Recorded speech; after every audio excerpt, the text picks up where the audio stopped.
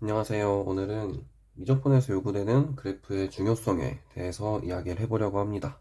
미적분을 배우기 전에 수투에서는 이미 3차 함수나 4차 함수와 같은 다항함수를 지지고 볶고 다 해봤을 거예요.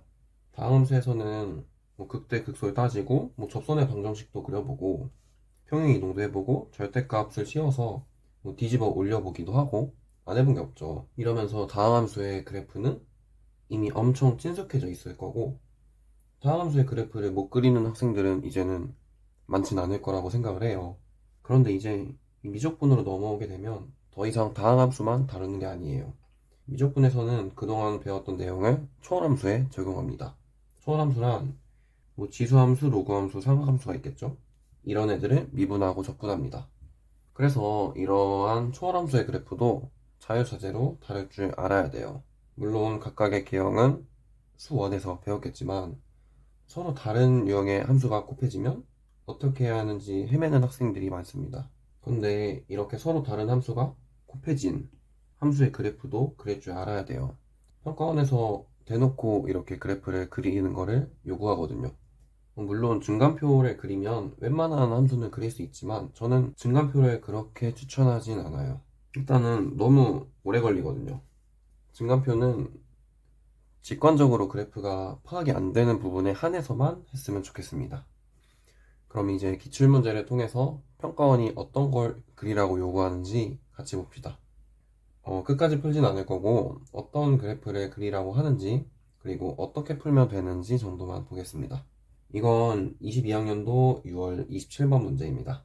되게 간단한 문제인데요. 오답률이 무려 43% 정도예요. 꽤나 많은 학생들이 틀렸죠. 이걸 왜 틀렸을까요? 지수함수와 삼각함수가 곱해졌을 때 어떤 개형이 나오는지를 몰라서입니다. 그걸 모르면 이 문제를 문제 그대로 접근하게 돼요. 문제 그대로 접근하면 이렇게 y는 2x와 k sin x를 그리게 됩니다. 물론 이렇게도 풀 수는 있어요. 하지만 출제자는 이걸 원하는 게 아니에요. 이 문제의 이상적인 풀이는 이 양변을 2x로 나누고 k는 이렇게 따로 빼주면 편한데 이렇게 해서 이걸 하나의 함수로 보낸 거예요. 2-x sin x를 하나의 함수로 보낸 겁니다. 그러면 2-x sin x와 k분의 1이라는 상수함수를 비교하게 돼서 문제가 훨씬 간단해집니다. 그럼 여기 2-x 곱하기 sin x를 그려봅시다. 최대한 간략하게만 설명할게요. 2-x와 sin x가 곱해진 함수를 그릴 건데 sin x를 보면 sin x는 -1, 0, 1 이 사이를 왔다 갔다 하는 함수입니다. 이걸 포인트로 그래프를 그릴 거예요. 이렇게 확실히 지나는 점을 캐치해 두면 함수의 그래프를 그리는 게 굉장히 쉬워집니다. 2-x와 곱해지는 이 sin x가 -1, 0, 1을 왔다 갔다 하게 되면 이 둘을 곱한 함수는 -2-x, 0, 2-x 이 사이를 왔다 갔다 할 거예요. 그럼 일단 여기 -2-x와 2-x 얘네를 그릴게요. 언제 이 둘을 곱한 함수가 0이 될까요? 바로 이 사인이 0일 때죠. x가 0, 파이, 2파이 이런 데서 x축을 지날 겁니다. 그리고 sin x가 1일 때는 2-x sin x가 2-x 위에 있을 거고 sin x가 -1일 때는 이렇게 마이너스 2-x 위에 있을 거예요. 이제 이 점들을 이으면 이러한 그래프가 나타납니다. 이렇게 생긴 2-x sin x와 y는 k분의 1의 교점이 3개여야 하니까 k분의 1의 값은 이렇게 두 번째 극대값과 같아서 접하게 그려집니다. 그러면 여기 2-x sin x를 fx라 했을 때 이걸 미분해서 나오는 알파 값을 구하고 이걸 이용해서 k를 구하면 문제가 풀릴 겁니다. 다음 문제는 올해 치러졌던 6월 모의고사 30번 문제입니다. 30번 치고는 그렇게 부담스럽지 않아서 가져와 봤습니다. 이 문제에서는 2차 함수와 지수함수가 곱해져 있네요. 이전 문제에서는 지수함수와 삼각함수가 곱해져 있었고 이번에는 다항함수와 지수함수가 곱해져 있습니다. 이렇게 서로 다른 두 종류의 함수가 곱해져 있어도 그래프를 그릴 줄 알아야 한다고 평가원이 말하고 있어요. 그러면 같이 fx를 그려봅시다. 이번에도 얼른 그려볼게요. 2차 함수는 이렇게, 지수함수는 이렇게 생겼습니다. 이 둘을 곱하는 거예요. 그런데 이차 함수에서 x는 0에서 그리고 x는 a에서 y가 0이니까 둘을 곱한 함수도 0, a에서 y가 0일 거예요.